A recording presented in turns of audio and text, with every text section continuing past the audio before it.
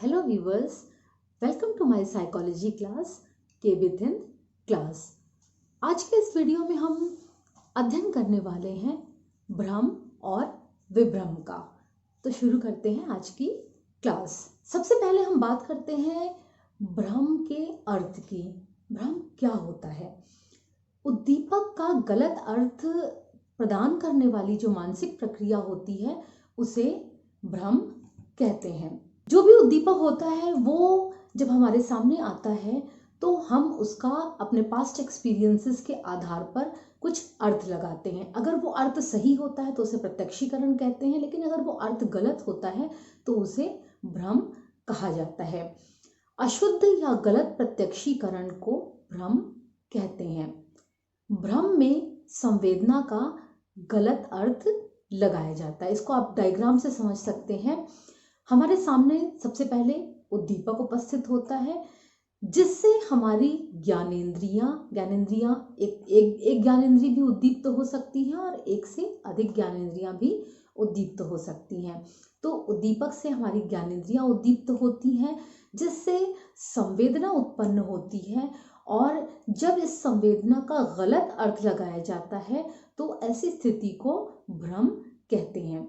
इसको उदाहरण से हम समझ लेते हैं कि मान लीजिए एक रस्सी पड़ी हुई है, तो रस्सी इस समय उद्दीपक है क्योंकि ये हमारे आँखों को उद्दीप्त कर रही है। हमने अपनी आँखों से रस्सी को देखा जिससे कि संवेदना उत्पन्न हुई, यानी कि कोई उद्दीपक है, ये संवेदना उत्पन्न हुई। और जब हमने इसका गलत अर्थ लगाया तो हमने उसे क्या समझा? सांप समझा, और ये स्थिति क्या है? भ्रम है। वहीं दूसरी ओर जब उद्दीपक से हमारी ज्ञानेंद्रियां उद्दीप्त होती हैं और संवेदना उत्पन्न होती है और हम उसमें सही अर्थ जोड़ते हैं तो इसे प्रत्यक्षीकरण कहते हैं। यानी रस्सी को जब हम अपनी आंखों से देखते हैं और उसमें सही अर्थ जोड़ते हैं कि ये रस्सी है, तो ये स्थिति क्या कहलाती है? प्रत्यक्षीकरण कहलाती है। तो इस प्रकार से भ्रम जो है वो एक अस्थायी प्रक्रिया है।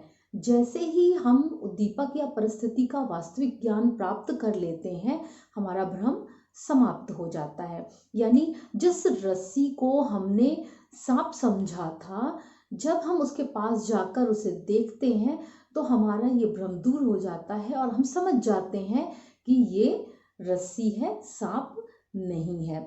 तो जो भ्रम था वो समाप्त हो जाता है और उसका स्थान क्या ले लेता है? उसका स्थान प्रत्यक्षीकरण ले लेता है। अब हम बात करते हैं भ्रम के प्रकारों की। भ्रम दो प्रकार के होते हैं, व्यक्तिगत भ्रम और सार्वभौमिक भ्रम। व्यक्तिगत भ्रम वे भ्रम होते हैं जो संसार के सभी व्यक्तियों को ना होकर केवल कुछ व्यक्तियों को व्यक्तिगत रूप से होते हैं। यानी ये भ्रम जो होते हैं वो सभी व्यक्तियों को नहीं होते, कुछ कुछ व्यक्तियों को व्यक्तिगत रूप से होते हैं। ये भ्रम क्षणिक और अस्थायी होते हैं क्योंकि ये भ्रम बहुत ही जल्दी प्रत्यक्षीकरण में बदल जाते हैं। जैसे रस्सी को सांप समझना, ये एक व्यक्तिगत भ्रम है, और जैसे ही व्यक्ति रस्सी के पास जाता है उसका भ्रम दूर हो जाता है। इसीलिए इस प्रकार के भ्रम क्षणिक और अस्थायी होते हैं। दूसरे प्रकार के भ्रम है सार्वभौमिक भ्रम, जिन्हें सामान्य भ्रम भी कहते हैं। ये भ्रम वे होते हैं जो संसार के सभी व्यक्तियों को समान रूप से होते हैं, और ये भ्रम स्थायी होते हैं, इसलिए इन्हें स्थायी भ्रम भी कहा जाता है, और सभी लोगों को ये समान रूप से होते हैं। जैसे जब तेज रेलगाड़ी चलती है तो उसमें जो लोग यात्रा कर रहे होते हैं उन्हें अपने आसपास की जमीन, पेड़ और इमारतें तेजी से पीछे की ओर भागते हुए लगते हैं।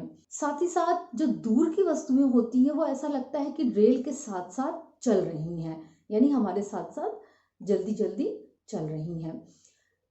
रेल की पटरियां आपस में मिलती हुई दिखाई देती हैं। ये सभी जो है स्थायी भ्रम है और ये सभी व्यक्तियों को हर परिस्थिति में होते हैं, इसीलिए इन्हें स्थायी भ्रम कहते हैं। जितने भी ज्यामितीय भ्रम होते हैं, यानी कि जो रेखाएं होती हैं ज्योमेट्रिकल रेखाएं होती हैं उनसे संबंधित जो भ्रम होते हैं वे भी स्थायी होते हैं और सभी व्यक्तियों को समान रूप से होते हैं।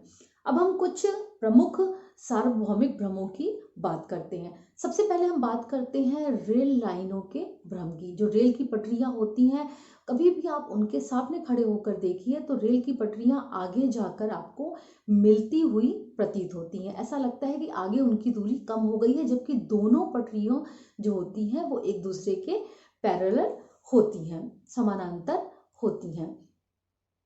पड़ी रेखा और खड़ी रेखा का भ्रम, ये दोनों रेखाएं जो आपको चित्र में दिखाई दे रही हैं, इन दोनों की लंबाई समान है, लेकिन फिर भी खड़ी रेखा पड़ी रेखा के तुलना में बड़ी दिखाई देती है।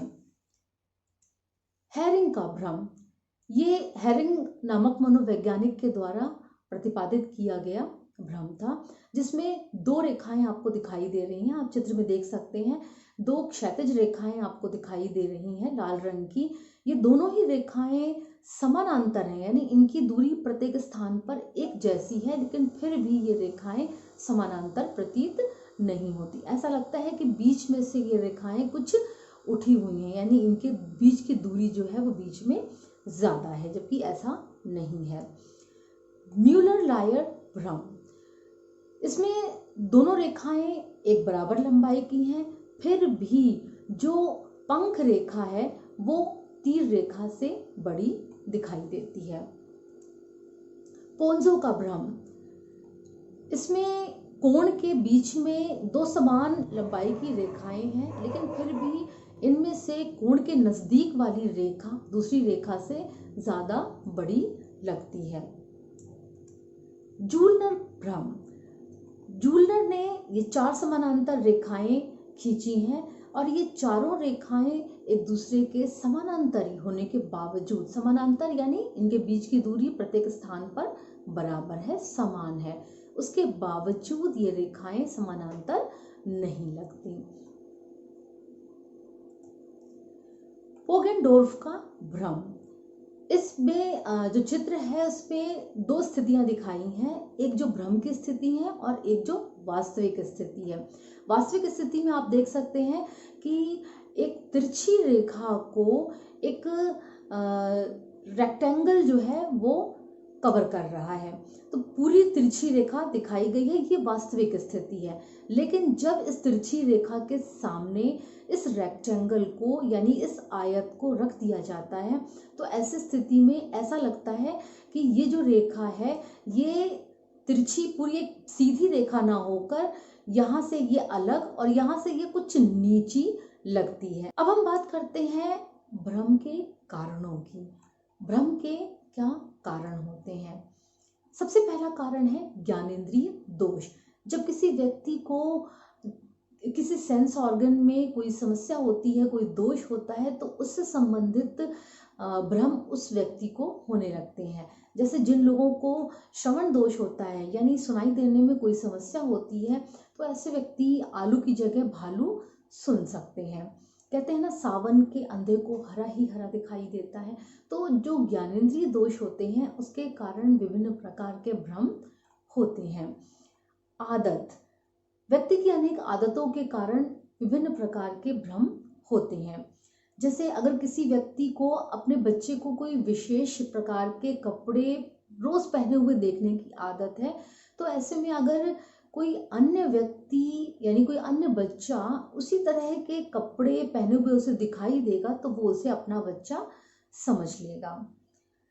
मनोवृत्ति, किसी वस्तु या व्यक्ति के प्रति या स्थान के प्रति हमारी मनोवृत्ति के कारण कई बार भ्रम हो जाते हैं।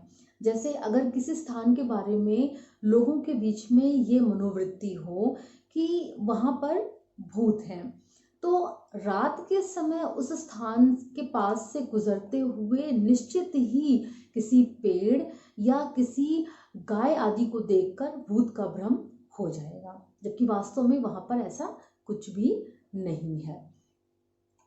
आशा, जब हमें किसी वस्तु या घटना के घटने की आशा या उम्मीद होती है, या हमें उम्मीद होती है किसी व्यक्ति के आने की, तो ऐसी स्थिति में हमें उससे संबंधित भ्रम हो जाते हैं। उदाहरण के लिए अगर किसी व्यक्ति को ये उम्मीद है कि हमारा मित्र आज आने वाला है, तो ऐसी स्थिति में दरवाजे की घंटी बजने पर उसे अपने मित्र के आने का भ्रम हो जाएगा। चिंता और भय, विभिन्न प्रकार की संवेगावस्था जैसे चिंता और भय के कारण व्यक्ति को बहुत से भ्रम होते हैं। जैसे किसी व्यक्ति को अगर ये भय हो कि कहीं उसके यहाँ चोर ना आ जाए, तो ऐसी स्थिति में रात में अगर चूहा भी कोई खटपट करता है तो वो व्यक्ति उसे चोर की खटपट समझ लेता है, यानी उसे चोर आने का भ्रम हो जाता है। नवीनता, बहुत सारे भ्रम नवीनता के कारण होते हैं। जैसे किसी नए स्थान पर जब हम सभी जाते हैं तो बहुत सारे लोगों को दिशा भ्रम हो जाते हैं, यानी ये नहीं पता लगता कि किधर पूरब है किधर पश्चिम। उत्तेजनाओं में विरोध, जब दो उत्तेजनाएं परस्पर विरोधी होती हैं या उनमें किसी प्रकार का विरोध होता है तो इससे व्यक्ति को विभिन्न प्रकार के भ्रम होते हैं। उदाहरण के लिए एक साधारण लंबाई का व्यक्ति अगर खड़ा हो और उसके बगल में एक नाटा व्यक्ति यानी छोटे कद का व्यक्ति खड़ा हो जाता है, तो ऐसी स्थिति में साधारण लंबाई वाला व्यक्ति भी बहुत अधिक लंबा प्रतीत होने लगता है। संभ्रांति यानी कि कंफ्यूजन, जब किसी वस्तु या उद्दीपक का प्रत्यक्षीकरण करते समय हम उसका सही विश्लेषण नहीं कर पाते हैं और कंफ्यूज हो जाते हैं, तो इस कंफ्यूजन यानी कि संभ्रांति के कारण विभिन्न प्रकार के त्रुटिपूर्ण प्रत्यक्षीकरण करते हैं, जिसके कारण भ्रम होता है। जितने भी ज्योमेट्रिकल इल्यूजन्स होते हैं यानी कि ज्यामितीय भ्रम होते हैं, वे सभी कंफ्यूजन के कारण ही होते हैं। समग्रता की प्रवृत्ति, गेस्टाल्टवादी मनोवैज्ञानिकों के अनुसार व्यक्ति में उद्दीपक को समग्र रूप से देखने की प्रवृत्ति होती है, यानी हम किसी भी उद्दीपक को एक संगठित रूप में, एक इकाई के रूप में, यूनिट के रूप में प्रत्यक्षीकरण करते हैं। हमारी इस प्रवृत्ति के कारण जो अपूर्ण वस्तुएं होती हैं या आकृतियां होती हैं, उनका भी हम एक इकाई के रूप में यानी समग्र रूप में प्रत्यक्षीकरण करते हैं। उदाहरण के लिए इस चित्र को देखकर अगर आपसे पूछा जाए कि ये क्या है, तो निश्चित रूप से आप इसको एक ट्रायंगल यानी कि त्रिकोण कहेंगे, जबकि इसके कोई भी कोना आपस में नहीं मिलते। इसी प्रकार से इसे आप वर्ग कहेंगे, जबकि इसका कोई भी कोना यानी कोई भी कोण जो है वो आपस में नहीं मिलता, जबकि वर्ग होने के लिए इसके 4 कोण होना जरूरी है। परिदृश्य, किसी भी वस्तु के 3 आयाम होते हैं, लंबाई, चौड़ाई और ऊंचाई, जिसे गहराई भी कहा जाता है। लेकिन जब हमारी रेटिना में किसी वस्तु की प्रतिमा यानी कि इमेज बनती है, तो उसमें केवल 2 ही डायमेंशंस होते हैं, लंबाई और चौड़ाई। जो तीसरा आयाम होता है जिसे डेप्थ कहते हैं यानी गहराई या ऊंचाई, उससे संबंधित स्पष्ट संकेत व्यक्ति को प्राप्त नहीं होते, तो जिसके कारण विभिन्न प्रकार के भ्रम होते हैं। अपूर्ण विवेचन, जब किसी वस्तु का हमें पूरी तरह से विवेचन यानी कि डिस्क्रिप्शन प्राप्त नहीं होता, तो ऐसी स्थिति में उससे संबंधित विभिन्न प्रकार के भ्रम होते हैं। फॉर एग्जाम्पल, 2 बराबर भार की वस्तुओं में से अगर एक जो है वो आकार में बड़ी है, भले ही वजन दोनों का बराबर हो, तो जो आकार में बड़ी वस्तु है वो हमेशा भारी लगेगी। जैसे अगर 1 किलो लोहा और 1 किलो रुई में व्यक्ति से पूछा जाए कि कौन भारी होगा, तो सामान्य रूप से व्यक्ति इसका उत्तर देंगे कि 1 किलो रुई जो है वो ज़्यादा भारी होगी, जबकि वास्तविक स्थिति ये है कि भार में दोनों ही बराबर होंगे। गत अनुभव के कारण बहुत सारे भ्रम होते हैं। जैसे मान लीजिए कोई व्यक्ति ने अपने घर में किसी अंधेरे कोने में कभी सांप देखा था, तो अगर कभी उस कोने में कोई रस्सी भी पड़ी होगी, तो व्यक्ति अपने पास्ट एक्सपीरियंस के कारण उसे सांप समझ लेगा, यानी उसे सांप का भ्रम हो जाएगा। नेत्र गति के कारण बहुत सारे भ्रम होते हैं। जो हमारे ज्योमेट्रिकल इल्यूजन्स होते हैं यानी ज्यामितीय भ्रम होते हैं, वो नेत्र गति के कारण होते हैं। अभी आपने पीछे थोड़ी देर पहले खड़ी रेखा और पड़ी रेखा का भ्रम पढ़ा था। तो नेत्र गति के कारण जो खड़ी रेखा होती है उसको देखने के लिए आंखों को अधिक जोर देना पड़ता है, जिसके कारण खड़ी रेखा अधिक बड़ी यानी कि लंबी दिखाई पड़ती है। अब हम बात करते हैं विभ्रम की। विभ्रम क्या होते हैं? किसी भी उद्दीपक की अनुपस्थिति में ही उसका प्रत्यक्षीकरण करना क्या कहलाता है? विभ्रम कहलाता है। यानी हमारे सामने कोई भी उद्दीपक नहीं है, फिर भी वो हमें दिखाई पड़ रहा है, तो ऐसी स्थिति विभ्रम कहलाती है। इसे निराधार भ्रम भी कहा जाता है। यानी कि कोई आवाज नहीं आ रही है, फिर भी ऐसा लग रहा है कि कोई बुला रहा है। कोई स्त्री जिसका पुत्र मर चुका है, लेकिन उसे ऐसा लग रहा है कि उसका पुत्र उसे बुला रहा है, उसको दिखाई दे रहा है, जबकि वास्तव में कुछ भी वहां पर नहीं है, कोई भी वहां पर नहीं है, फिर भी उसे इस प्रकार का प्रत्यक्षीकरण हो रहा है। तो ये स्थिति विभ्रम कहलाती है। विभ्रम के कुछ कारण होते हैं। विभ्रम सभी व्यक्तियों को नहीं होता, ये केवल कुछ असामान्य व्यक्तियों को होता है। तो विभ्रम के कारणों में सबसे पहला कारण है निरंतर चिंतन। बहुत सारे लोग हमेशा कुछ न कुछ सोचते रहते हैं, तो ये जो निरंतर चिंतन होता है, तो जिस भी विषय में, जिस भी वस्तु या व्यक्ति के बारे में वो लगातार सोचते रहते हैं, उससे संबंधित विभ्रम उन्हें होते हैं। दिवा स्वप्न, जो व्यक्ति जागते हुए सपने देखता है, उन्हें दिवा स्वप्न कहते हैं। तो जागृत अवस्था में जो दिवा स्वप्न देखे जाते हैं, उनसे संबंधित विभिन्न प्रकार के विभ्रम व्यक्ति को होते हैं। तो जो लोग बहुत दिवा स्वप्न देखते हैं, डे ड्रीमिंग करते हैं, उन्हें विभ्रम होते हैं। विभ्रम के और भी कारण हैं, जिनमें है मानसिक रोग। बहुत सारे मानसिक रोग, जिनमें शिजोफ्रेनिया, पैरानोइया, हिस्टीरिया आदि हैं, तो इनसे ग्रस्त जो व्यक्ति होते हैं, उन्हें अनेक प्रकार के विभ्रम होते हैं। बल्कि कुछ ऐसे मानसिक रोग भी होते हैं जिनमें व्यक्ति ऐसे लोगों की कल्पना कर लेता है जो उसके आसपास उसे महसूस होते हैं। उसे लगता है कि बहुत सारे लोग उसके आसपास हैं, वो पूरी एक अपनी दुनिया बना लेता है, उनसे बातचीत करता है, जबकि ऐसे व्यक्ति वास्तव में नहीं होते हैं और ना ही किसी को दिखाई पड़ते हैं। नशे की हालत, जो लोग विभिन्न प्रकार के नशे करते हैं, मादक द्रव्यों का सेवन करते हैं, ऐसे लोगों को नशे की स्थिति में विभिन्न प्रकार के विभ्रम होते हैं। अचेतन मन, फ्राइड के अनुसार जो दमित इच्छाएं होती हैं, वो हमारे अचेतन मन में रहती हैं, और कई बार ये दमित इच्छाएं इतनी ज़्यादा शक्तिशाली, प्रभावशाली हो जाती हैं कि इनके कारण विभिन्न प्रकार विभ्रम होते हैं। अत्यधिक कल्पनाशीलता, जो लोग हमेशा कल्पनाओं में खोए रहते हैं, विभिन्न प्रकार की कल्पनाएं किया करते हैं, उन्हें विभिन्न प्रकार के विभ्रम होते हैं। अत्यधिक प्रबल संवेग, बहुत अधिक प्रबल संवेग व्यक्ति के शारीरिक और मानसिक संतुलन को बिगाड़ देते हैं, जिससे उसे विभिन्न प्रकार के विभ्रम होने लगते हैं। अब हम बात करते हैं भ्रम तथा विभ्रम में अंतर की।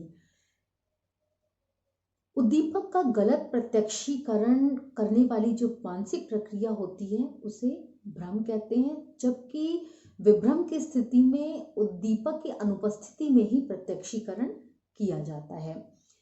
भ्रम सामान्य लोगों को होते हैं, यानी दुनिया के सभी लोगों को कभी ना कभी निश्चित रूप से भ्रम होते हैं, जबकि विभ्रम असामान्य लोगों को होते हैं, जैसे जो मानसिक रोगी हो गए, या फिर नशे की हालत वाले व्यक्ति हो गए, या बहुत अधिक संवेगावस्था वाले व्यक्ति हो गए, तो इन लोगों को विभ्रम होते हैं। इसीलिए कहा गया है कि असामान्य लोगों को भ्रम होते हैं, जबकि भ्रम जो होते हैं सामान्य लोगों को होते हैं। भ्रम दुनिया के सभी लोगों को होते हैं, जबकि विभ्रम कुछ ही लोगों को होते हैं। एक ही परिस्थिति में बहुत सारे लोगों को एक ही तरह का भ्रम हो सकता है। जैसे रेल की पटरी जो होती है, वो सभी लोगों को आगे जाकर मिलती हुई प्रतीत होती है। तो ये भ्रम सभी लोगों को होता है, लेकिन विभ्रम जो होता है वो अलग अलग हो सकता है। ऐसा कभी नहीं होता कि एक परिस्थिति में सभी लोगों को एक ही तरह का विभ्रम हो। भ्रम में जो उत्तेजनाएं होती हैं वो बाहर से प्राप्त होती हैं, जबकि विभ्रम में अधिकांश उत्तेजनाएं व्यक्ति के अंदर निहित होती हैं। तो आज के इस वीडियो में हमने भ्रम और विभ्रम के अर्थ को समझा, उसके कारणों को जाना, विभिन्न प्रकार के भ्रम कौन कौन से हैं, और साथ ही भ्रम और विभ्रम में क्या अंतर होता है इसको भी समझा। आज का वीडियो आपको कैसा लगा कमेंट्स करके ज़रूर बताइएगा। अगर आपको आज का वीडियो पसंद आया तो मेरे चैनल को सब्सक्राइब कीजिए, बेल आइकन प्रेस कीजिए, लाइक कीजिए और शेयर कीजिए। Till then keep studying, keep watching my channel के विथिन क्लास। नमस्कार।